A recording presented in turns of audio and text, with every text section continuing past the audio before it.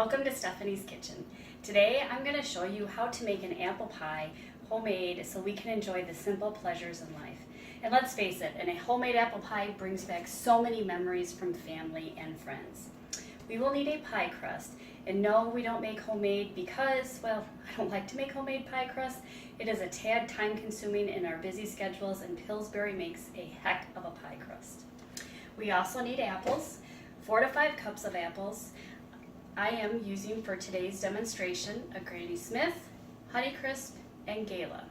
You also need a lemon for lemon juice, 1 tablespoon, 1 cup of sugar, 2 tablespoons of flour, a heaping teaspoon of cinnamon, that's my little additive, otherwise 1 teaspoon of cinnamon, and a pinch of salt, and 2 tablespoons of butter. That's it.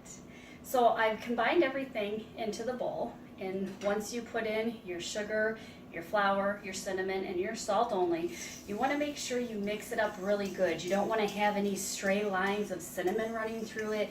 You don't want to have any extra white showing from the flour and sugar not meshing well. Salt's pretty easy to get mixed in. So once we have that mixed in, I take my tablespoon that I use to measure out the flour, and I'm going to take about half the mixture and spread it into my pie crust. As you can see, I've already placed the pie crust in the pie pan. So I'm taking, and I will sprinkle in half of this mixture into the pie pan. I'm a little messy when I cook. And now I've done that, so it's in the bottom of my pie pan. I'm going to take my apples and I'm just going to put them in.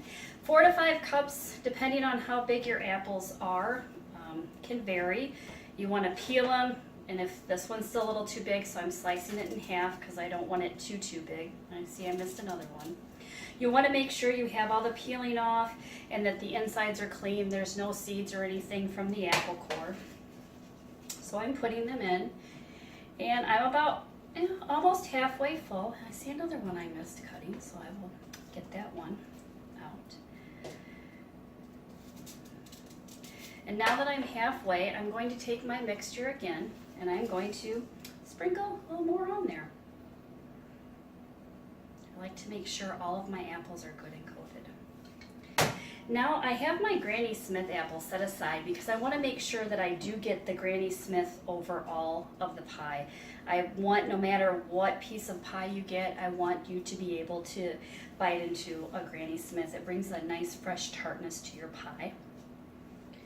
So I'm spreading them out. Doesn't have to be perfect. And now I'm taking the rest of my apples and putting them in the pie. And I found another one I've missed cutting, so I'll cut that one down in half. Well, I think I've missed a few more. That's okay.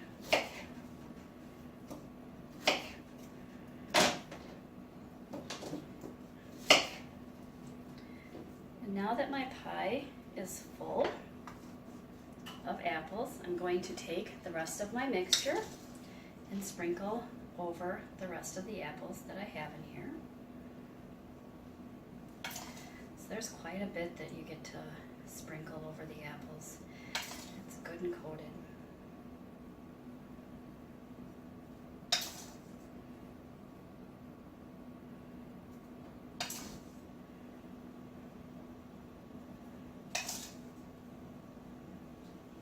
And one of the things my grandma always taught me when I was cooking is she said you only get into it what you can only get out of it what you put into it. And what she meant by that is to use really good ingredients. So whenever her and I would bake, and even now to this day, I've always used real butter. I've never baked with margarine. Grandma's just says that everything tastes better with real butter. And so this is 2 tablespoons of butter. I've actually cut it into skinny slices so that way it's easier to put. I want to spread the butter out as I lay it in the pie pan on top of the apples and the mixture. You don't want to go over 2 tablespoons of butter, as that can make the pie runny. It doesn't really add a lot of flavor to it, and I know that from experience.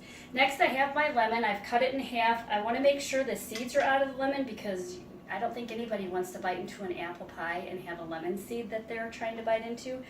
You can squeeze it and measure out a tablespoon. I usually just squeeze it and do a little bit like that. Just keeps the apples from churning. Next, we have our last pie crust, because 2 pie crusts come in a container. So we want to have our pie crust at room temperature. They're easier to roll out. So I'm just unrolling my pie crust, and I just plop it on top of the pie. And then I'm just going to seal it in there, just squishing the pie crust down and around the pie, because I don't want anything to overflow.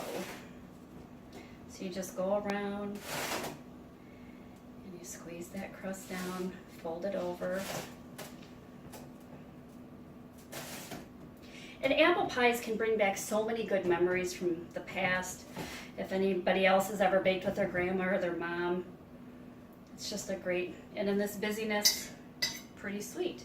So now I'm just going to cut almost like a cross, kind of, or an X, however you want to look at it, in my pie. So that way when it bakes and it bubbles, it gives it air and it can breathe and it won't all overflow on you.